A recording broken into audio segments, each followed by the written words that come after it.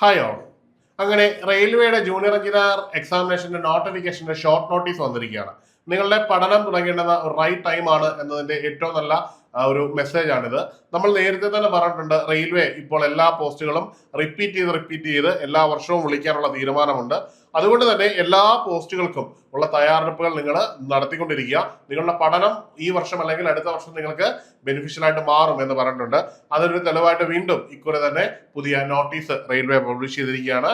ഈ ഒരു നോട്ടീസ് പ്രകാരം ഈ ഒരു പോസ്റ്റിലേക്ക് 14-ാം തീയതി തന്നെ നോട്ടിഫിക്കേഷൻ വന്നേക്കാം എന്നാണ് പറയുന്നത്. മറ്റ് പ്രശ്നങ്ങളൊന്നും ഇല്ലെങ്കിൽ ഈ 14-ാം തീയതി തന്നെ നോട്ടിഫിക്കേഷൻ വരികയും 13/9/2026 വരെ നിങ്ങൾക്ക് അപേക്ഷിക്കാനുള്ള സമയവും റെയിൽവേ അനുവദിച്ചിരിക്കുന്നു എന്നുള്ളതാണ് പുതുതായിട്ട് വന്നിരിക്കുന്ന നോട്ടിഫിക്കേഷൻ. അതായത് ഈ ഒരു നോട്ടിഫിക്കേഷൻ നമുക്ക് പ്രതീക്ഷിക്കേണ്ടത് ഈ 14-ാം തീയതിയാണ്. ആ നോട്ടിഫിക്കേഷൻ 14-ാം തീയതി വന്നു കഴിഞ്ഞാൽ നിങ്ങൾക്ക് 13-ാം തീയതി വരെ ഈ ഒരു പോസ്റ്റിലേക്ക് അപ്ലൈ ചെയ്യാൻ പറ്റുന്നതാണ്.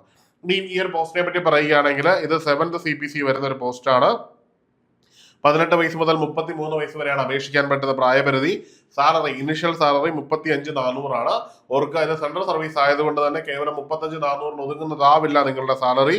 മറിച്ച് ഇതിന്റെ ബാക്കി അലവൻസും കാര്യങ്ങളും എല്ലാം കൂടെ വരുമ്പോൾ തന്നെ 60,000 രൂപയ്ക്ക് മുകളിൽ ഇൻ ഹാൻഡ് കിട്ടുന്ന ഒരു പോസ്റ്റാണ്. നിലവിൽ നോട്ടിഫിക്കേഷൻ വിളിക്കാൻ പോകുന്ന നമ്പർ ഓഫ് വേക്കൻസി എന്ന് പറഞ്ഞാൽ 4098 ആണ്. വളരെ വലിയ നമ്പർ ഓഫ് കാൻഡിഡേറ്റ്സിനെയാണ് റെയിൽവേ റിക്രൂട്ട് ചെയ്യുന്നത്.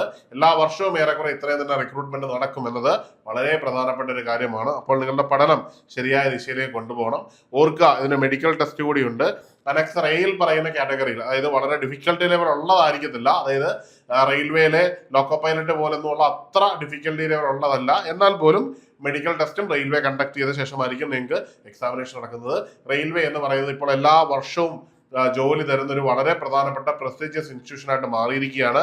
ഒരു ഡിപ്ലോമ ഹോൾഡറിനെ സംബന്ധിച്ചിടത്തോളം അയാൾക്ക് കിട്ടാവുന്ന ഏറ്റവും നല്ല ജോലിയാണ്. എന്നാൽ ഡിപ്ലോമക്കാർക്ക് മാത്രമല്ല, ബിടെക് യോഗ്യതയുള്ളവരാണ് ഏറിയ പങ്കും ഈ ഒരു പോസ്റ്റിലേക്ക് കയറുന്നത്. നിങ്ങൾക്ക് കരിയറിൽ വളരെ വളരെ വലിയ ഉയരങ്ങളിലേക്ക് പോകാനുള്ള അവസരം കൂടി ഈ ഒരു പോസ്റ്റിൽ നിന്ന് ലഭിക്കുന്നതാണ്. കാരണം ബിടെക് ഉള്ളവർക്ക് റെയിൽവേ പ്രൊമോഷൻ കിട്ടി വളരെ സീനിയർ ലെവൽ ഗ്രൂപ്പ് എ ഓഫീസറായിട്ടൊക്കെ മാറുവാനുള്ള ഒരു സാധ്യത നിങ്ങളുടെ മുമ്പിലുണ്ട്. ഇനിയും സമയം കളയരുത്. ഇപ്പോൾ നോട്ടിഫിക്കേഷൻ വന്നിരിക്കുന്നത് 4098 പോസ്റ്റുകളുമായിട്ടാണ്. ഏണസ്റ്റ് അക്കാഡമിയിൽ ഇതിന്റെ കോഴ്സുകൾ അവൈലബിൾ ആണ്. എത്രയും പെട്ടെന്ന് ജോയിൻ ചെയ്ത് പഠനം തുടങ്ങുക. നിങ്ങളെ സംബന്ധിച്ചിടത്തോളം നിങ്ങളുടെ കരിയറിൽ വളരെ വലിയൊരു ബ്രേക്ക് ത്രൂ ഉണ്ടാക്കാൻ പറ്റുന്ന ഒരു പോസ്റ്റാണ്.